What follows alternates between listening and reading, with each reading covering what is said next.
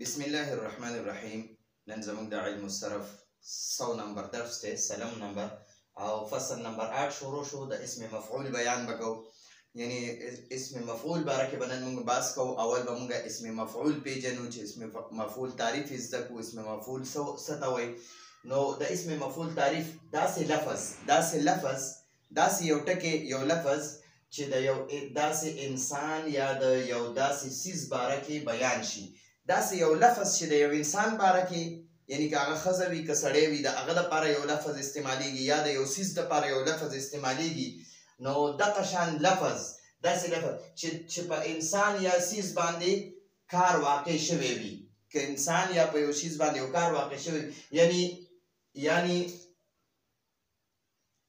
یعنی ظلم یو کار دی، خو چې په چا ظلم وشي، په کوم کس چې ظلم وشي، نو هغه کس ته مظلوم وایي. نو دا مظلوم لفظ ورله استعمال شو. ګورئ جي، هغه کس ته مظلوم وایي. دا کار په دې کس باندې واقع شو. ظلم یو کار دی، دا ظلم یو ډیر بد کار دی. خو که په ما څوک ظلم وکړي که نه، نو دا زما ما باندې دا کار واقع شو، دا ظلم په ما وشو که نه، یعنی په ما واقع شو مطلب دا دی چې په ما دا کار وشو. دا ظلم یو کار دی، دا په ما وشو. وخل یو ظلم دی، وخل یو کار دی. خو چې زه واله خورم، زه ووخلی شم، ما څوک ووخي، ټیک شوه، نو دقه زه ووخلی شوم، نو دا د ظلم کار په یو انسان واقع شو. نو د انسان دپاره مظلوم لفظ استعمال شو. مظلوم لفظ زه ووخلی شوم، نو ما ته دغه وایي مضروب وایي، مضروب، زه ووخلی شوم. نو زما لپاره کوم یو لفظ استعمالیږي؟ مضروب. په ما ظلم وشو، نو ما لپاره یو لفظ استعمالیږي چې زه مظلوم یم. مظلوم څوک ما قتل کی، ما اولی، نو ما ته مقتول وایي. مقتول چې څوک قتل کوي، هغه ته قاتل وایي. خو چې دا قتل یو کار دی، دا په ما واقع شو، زه قتل شوم، نو ما ته مقتول وایي. نو دا مقتول لفظ استعمالیږي یا مضروب لفظ استعمالیږي. یا دغه شان دی منصور، زما یو کس مدد وکړي زما، نو ما دپاره چې کوم لفظ استعمالیږي، نو هغې ته منصور وایي. چې چا مدد کړی وي، نو هغه ته ناصر وایي، ناصر. او زما مدد شوی دی، نو ما ته منصور وایي، منصور. نو زما لپاره دا منصور لفظ استعمال شوی، نو داسې لفظ ته اسم مفعول وایي. دا منصور لفظ ما لپاره استعمال شو، نو دغه منصور لفظ اسم مفعول دی. یا مقتول لفظ دی، مقتول لفظ دغه ته اسم مفعول وایي. یا دغه شانتې دا مضروب لفظ دی، دغه ته اسم مفعول وایي. نو داسې یو انسان یا داسې یو کس چې په ده باندې یو کار واقع شي، او هغې کار دپاره کوم لفظ استعمالیږي، نو هغې لفظ ته اسم مفعول وایي. ټیک شوه؟ زه یو انسان یم، په ما باندې زما چا مدد وکړو، نو اوس زما دپاره چې کوم لفظ استعمالیږي د منصور لفظ، دقې منصور لفظ ته اسم مفعول وایي. ټیک شوه دي؟ ښه جي، ګورئ اوس یو مسجود دی. مسجود سجده کول یو کار دی. خو چې چا ته سجده وشي که نه، مونږ چا ته سجده کوو؟ الله ته مونږ سجده کوو. ټیک شوه؟ نو چې څوک سجده کوي، هغه ته ساجد وایي. څوک چې سجده کوي، هغه ته ساجد وایي. او الله پاک ته مسجود وایي، مسجود، ځکه چې دا سجده چا ته کیږي؟ الله پاک ته کیږي. نو آدم علیه السلام ته مسجود ملائکه وایي، مسجود ملائکه، چې یعنی ملائکو ورته سجده کړې وه. آدم علیه السلام ته فرشتو سجده کړې وه. نو دا سجده کول یو کار دی، خو چې چا لپاره استعمالیږي، چې چا ته کولی شي، نو هغه کس ته، هغه چا ته مسجود ویلی شي. ټیک شوه دي؟ نو دغه شانتې دغه لفظ چې کوم استعمالیږي، هغې ته اسم مفعول وایي. اسم مفعول دا صرف د اسم مفعول تعریف هم زده کړو، چې د چا مدد کیږي، نو هغه کس دپاره چې کوم لفظ استعمالیږي چې د چا مدد شوی. زما مدد شوی دی، ما له چا دا قلم راکړی فرض کا، نو د دې قلم په ذریعې زما مدد وشو، نو دا قلم ما له چا راکړی، زما یې مدد وکړو، نو ما لپاره یو لفظ استعمالیږي، هغې ته منصور وایي، چې زما مدد شوی دی. ټیک شوه؟ چې یاره منصور یعنی چې د دې کس مدد شوی دی، د دې سړي مدد شوی دی. چې موږ دوه کسان یو، موږ دواړو له چا قلمان راکړل، نو دوه قلمونه چا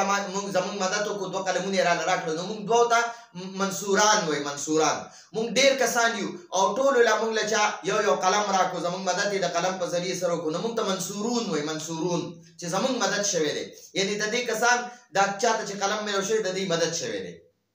خدي اوس که یو خزه ده هغه لچا قلم ورکو نو هغه خزه ته منصوره وای منصورتون او چې دوه خزو لچا قلمان ورکو هغه ته منصورتانی وای او ډیرو خزو لچا قلمونه ورکو هغه ته منصورات وای یا یو کسله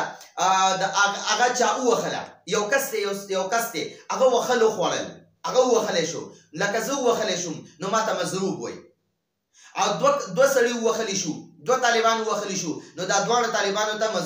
مضروبانی وای مضروبانی چې دواړه وخلی شو ٹھیک شو او ډیر طالبان دی هغه ته مضروبونه وای چې ټول وخلی شو او یو مؤنث وخلی شو یو طالب وخلی شو چې واله نو هغه یوې طالب ته مضروبه وای مضروبه چې دا وخلی شوی اوس وګورئ مشروب چې کوم سیز وبدي هغه اوبو ته مشروب وای شربت ته هغه ته مشروب وای چې کوم سیز کله کیږي کنه هغه سکله کېدل والا سیز ته هغه ته مشروب وای یعنی مشروب معنی سکله شوی یو سیز مشروبانی دو سکلی شوی سیزونه مشروبونه ډیر سکلی شوی سیزونه نو ګورئ دا د اسم مفعول دغه ته اسم مفعول دی مشروب مضروب مقتول مظلوم مسجود مفتوح ٹھیک شو نو دغه دا مسموع محسوب او محبوس چې کوم کس بند کړی شوی وي کنه جیل کې بند کړی شوی وي نو هغه کس د پاره چې کوم لفظ استعمالي یا کوم قیدی چی وي نو هغه ته محبوس وي محبوس د مفعول په وزن باندې وي ٹھیک شو نو ګورئ د دې د ذکر طریقه خو ان شاء الله بیا په بل درس کې وایو صرف نن تعریف زکو چې داسې لفظ چې د یو داسې انسان یا د یو داسې سیز د باره کې بیان شي داسې لفظ ښه چې د چا باره کې اوس زما باره کې یو لفظ استعمالیږي منصور چې زما مدد شوی دی ٹھیک شو زما مدد شوی دی نو هغې مدد کړی شوي دپاره منصور لفظ استعمالیږي چې زه وخلی شوی یم نو هغې دپاره مضروب لفظ استعمالیږي نو داسې لفظ چې د یو داسې انسان یا د یو داسې سیز باره کې بیان شي داسې سیز باره کې بیان شي چې په انسان یا سیز باندې کار واقع شوی وي یعنی هغه انسان یا هغه سیز باندې چې کوم کار واقع شوی وي هغه کار ته اسم مفعول وای ٹھیک شو یعنی ظلم یو کار دی خو چې په چا ظلم وشي نو هغه کس ته مظلوم وای مظلوم چې په ده ظلم شوی دی نو دا مظلوم لفظ نه دی نو دا د ظلم کار په یو انسان واقع شو په یو انسان باندې دا ظلم وشو نو موږ وایو انسان باندې په دې کس ظلم وشو نو هغې وایي یاره دا ظلم په دې کس باندې واقع شو علمي انداز کې وایي نو دې انسان دپاره مظلوم لفظ استعمال شو کوم لفظ استعمال شو مظلوم لفظ نو دې مظلوم لفظ ته نو داسې لفظ ته اسم مفعول وایي ٹھیک شو نو دا د اسم مفعول ان شاء الله را روان درس کې به د دې اسم مفعول مونږه دغه زده کوو ان شاء الله د دغه باره کې به مونږه پوره تفصیلي مونږه د ثلاثي مجرد نه اسم مفعول جوړو او د ثلاثي مزید فيه نه به اسم مفعول جوړو اوس د اسم مفعول گردان مفعول واحد مذکر اسم مفعول مفعولان تسنیه مذکر اسم مفعول مفعولون جمع مذکر اسم مفعول مفعولة واحد مؤنث اسم مفعول مفعولتان تسنیه مؤنث اسم مفعول مفعولات جمع مؤنث اسم مفعول نو مفعول مفعولان مفعولون مفعول مفعولان مفعولون مفعول مفعولان مفعولون مفعولة مفعولتان مفعولات مفعولة مفعولتان مفعولات مفعولة مفعولتان مفعولات مفعول یعنی منصور یو مدد کړی شوی سړی یو داسې سړی چې مدد یې شوی دی مفعولان دوه داسې سړي چې د هغې مدد شوی وي مفعولونه ډېر داسې سړي چې مدد یې شوی وي مفعولة یوه داسې ښځه چې مدد یې شوی مفعولتان دوه داسې ښځې چې مدد یې شوي مفعولات ډېرې داسې ښځې چې مدد یې شوی وي اوس ګورئ مضروب راواخلئ مضروب څنګه چې مفعول دی دغه شان مضروب وي ګورئ مفعول نه دی مفعول کې مفعول ٹھیک شو نو ګورئ په میم باندې زبر دی ٹھیک شو همدغه په میم زبر ولګوه په دې فا باندې بیا په دې فا باندې جزم دی په عین باندې پیش دی په واو باندې جزم دی او په آخري لام باندې ضمه ده نو ګورئ دا لفظونه نه دي دا حروف ټکی یو دا ټکی شو یو دا ټکی شو دا شو دا شو دا شو دا ټکی خو به بدلیږي خو دا حرکات نه دي زبر جزم زبر جزم پیش جزم پیش جزم او اخره کې تنوین دو پیش تنوین دا به نه بدلیږي ها اوس وګوره زه وایم ما مضروب نو اول به میم ولګم به میم دقه زبر ولګم د فا په ځای باندې به زه دلته کې ضاد ولګم مز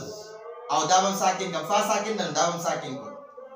او دلته به بیا زه را ولګم د عین په ځای نو د عین باندې پیش دی نو زه به په دې را باندې پیش ولګم او دې و په ځای به زه و ولګم او و ساکن دی دا به ساکن کم په دې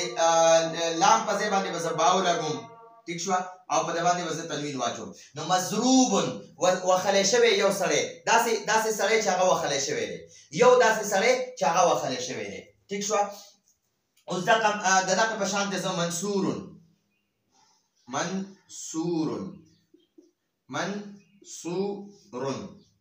یو داسې سړی چې مدد شوی وي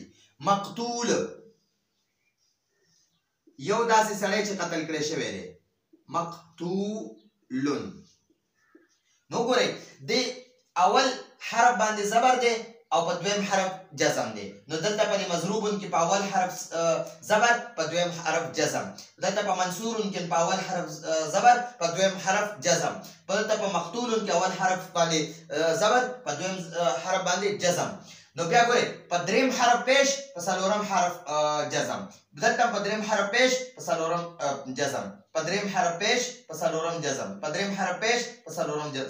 جزم په اخري حرف دلته تنوین دی نو په ټولو به په اخري حرف باندې تنوین اچي نو څنګه چې مفعول وي کنه مفعول نو د په وزن باندې چې کله دغه شان یو صيغه راغلی نو اقي صيغه ته اسم مفعول وای نو اوس دا مضروب نه دی دا اسم مفعول وای اسم مفعول او د منصور ته اسم مفعول د ټولو ته اسم مفعول وای دا مقتول چې کوم کس قتل کړی شوی وي چې کوم کس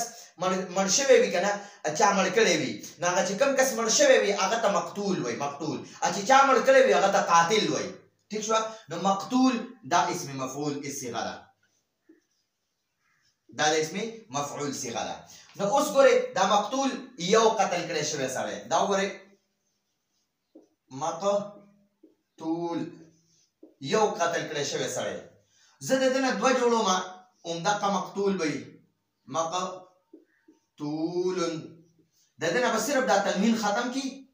د دې تنوین په ځای باندې به زبر په دې حرف اخري حرف واچي او اني به ورسره ولګي مقتولان دوه قتل کړی شوي سړي او ګورئ مقتولون ها همدغه مقتولون د واحد د اولي صيغې نه به دا جمع جوړوم مقتولون د تنوین دی دا تنوین دی ختم کا پیش په لګوا او اخره کې ورسره و ساکن او نون زبر نه ولګوا اونه نو مقتولون یو قتل کړی شوی سړی مقتولان دوه قتل کړی شوی سړي مقتولون ډیر قتل کړی شوی سړي اوس یو مؤنثه ته جوړوم نو د مقتول په اخري حرف به زبر واچي ٹھیک شو او ګول دا ورسره واچوا نو مؤنثه شو یو قتل کړی شوی خزه یو مړه شوی خزه چې چا مړه کړی وي قتل کړی وي هغه ته مقتوله وي مقتوله او چې چا قتل کړی وي هغه ته قاتل وي که مذکر وي نو قاتل ورته وي که مؤنث وي هغه ته قاتله وي قاتله نو مقتوله معنی یو قتل کړی شوی خزه او دوه قتل کړی شوی خزه نو همدغه مقتوله نه نه مقتوله د دې نه به مونږه دا مقتوله تنده د دې نظر تسنیه جوړو نو دا ګول تا به وګدا تاکي او زبر به په لګي دی باندې با زبر ولګي او اني به ورسره ولګي مقتولتان د مذکر د دوه سړو لپاره مقتولان راځي او د دوه خزو لپاره مقتولتان راځي اخره کې به کې تانی راځي د سړو هغه کې اني او د خزو هغه کې تانی راځي مقتولون ډیر قتل کړي شوی سړي زما ډیر قتل کړي شوی خزي اومدغه مقتولتون دی د اوله صيغه دغه بزرا واخلم مقتولتون دی نو زه به د دې نه ګول تا ختمه کوم او د دې په ځای باندې به یو الف او اوږده تا ولګوم مقتولاتن ٹھیک شو ډېرې قتل کړی شوی ښځې نو مقتول مقتولان مقتولون مقتولة مقتولتان مقتولات مضروب مضروبان مضروبون د دې مفعول په وزن جوړ کړئ دا مفعول دی هغه مضروب کا دا مفعولان دی هغه مضروبان کا دا مفعولون دی هغه مضروبون کا دا مفعولة دی هغه مضروبة کا دا مفعولتان مضروبتان مفعولات مضروبات دغه شانتي اوس ګورئ دا منصور منصوران منصورون منصور منصوران منصورون منصورة منصورتان منصورات مقتول مقتولان مقتولون مقتولة مقتولتان مقتولات ٹھیک شو جی ها اوس به دغه شانتي ورسره واخلې محمود یو داسې سړی چې دغه تعریف شوی وي نو هغه ته محمود وایي محمود محمودان محمودون محمودة محمودتان محمودات ٹھیک شو نو دغه شانتي ان شاء الله په بل درس کې به مونږه د دې دا خو مونږ ګردان یې زکو بیا به مونږه د دې مفعول د جوړېدو د ثلاثي مجردونه به مفعول څنګه جوړیږي بیا د ثلاثي مزید فيه هنا یا د رباعي مجرد یا د رباعي مزید فيه هنا څنګه اسم مفعول جوړیږي نو هغه پورې درنه اجازه غواړو هذا هو المرام والله اعلم بحقيقة الكلام